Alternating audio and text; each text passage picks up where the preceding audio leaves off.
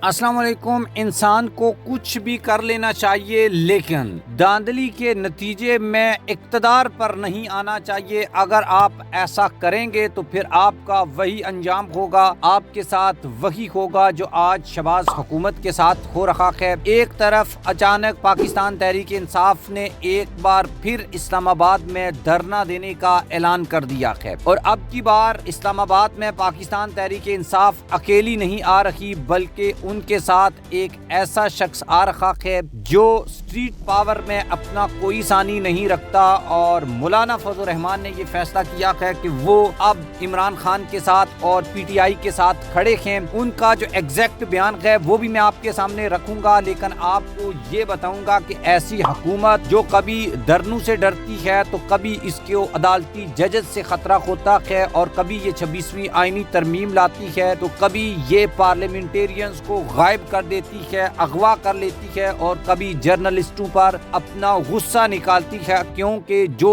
शख्स ये कहता है कि आप फॉर्म 47 की बुनियाद के ऊपर आए हैं, आप पीटीआई को उनका मैंडेट वापस करें, और ये सिर्फ ऐसा नहीं है, ये दूसरी सियासी जमातें इनको कहती हैं या जजेस इनको कहते हैं, बल्कि इनके अंदर के लोग ही इनको ये बात कहते हैं और ये मानते हैं। बस कुछ मुफाद परस्त टोला इस वक्त इस्लामाबाद में बैठा हुआ है जो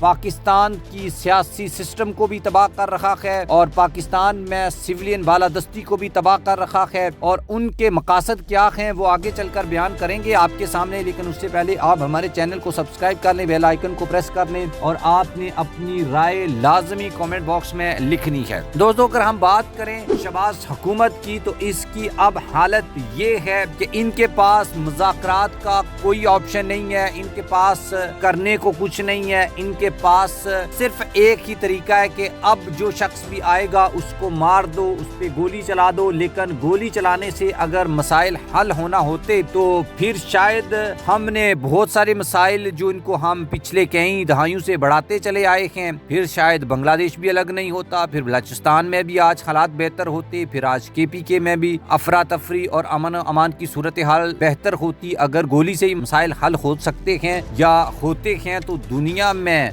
गोलियों से ही तनाज़ात को हल किया जाता। लेकिन हमने ये सीखा है कि ऐसा होता नहीं है, न पाकिस्तान में होता है, न दुनिया के किसी और खित्ते में होता है। और अब पाकिस्तान तहरीक इंसाफ ने एक तो दोबारा इस्लामाबाद में धरना देने का ऐलान कर दिया है, और अब की बार वो अकेले नहीं आ रहे, उनके साथ कौन आ रहा है वो भी मैं आपको बताता हूँ। पाकिस्तान तहरीक इंसाफ खैबर पख्तूनख्वा की पार्लिमानी पार्टी ने भरपूर तैयारी के साथ एक बार फिर इस्लामाबाद में एहतजाजी धरना देने का फैसला कर लिया है। तहरीक इंसाफ खैबर पख्तूनख्वा की पार्लिमानी पार्टी का इजलास वजीर आला हाउस में वजीर आला अली अमीन गंडापुर की सदारत में मुनक्कद हुआ, जिसमें अरकान असम्बली और कौमी असम्बली ने शिरकत की। इजलास के दौरान वजीर आला पर एतमाद का इजहार किया गया, और इजलास में इस्लामाबाद में पीटीआई कारकुनों पर तशद्दुद और मौजूदा सियासी सूरत हाल पर तफसीली बहस हुई, और इस्लामाबाद वाक़े से मुतल्लक अरकान असम्बली ने अपनी तजावीज़ भी कमेटी के सामने रखी। पीटीआई पार्लिमानी कमेटी ने मरकजी क़यादत से नाराजगी का इजहार करते हुए इस्तफ़ार किया है कि जब डी चौक में गोलियां चल रही थी तो मरकजी क़यादत कहां और क्यों गायब थी। अरकान असम्बली मरकजी क़यादत से नाराज, मरकजी क़यादत डी चौक में कहां और क्यों गायब थी, ये सब लोगों ने सवाल उठाया है खैबर पख्तूनख्वा की पार्लिमानी जो असम्बली है उसके सामने। लेकिन उससे बड़ा सवाल इस वक्त ये है कि मौलाना फजल रहमान ने भी अब एक तो पाकिस्तान तहरीक इंसाफ को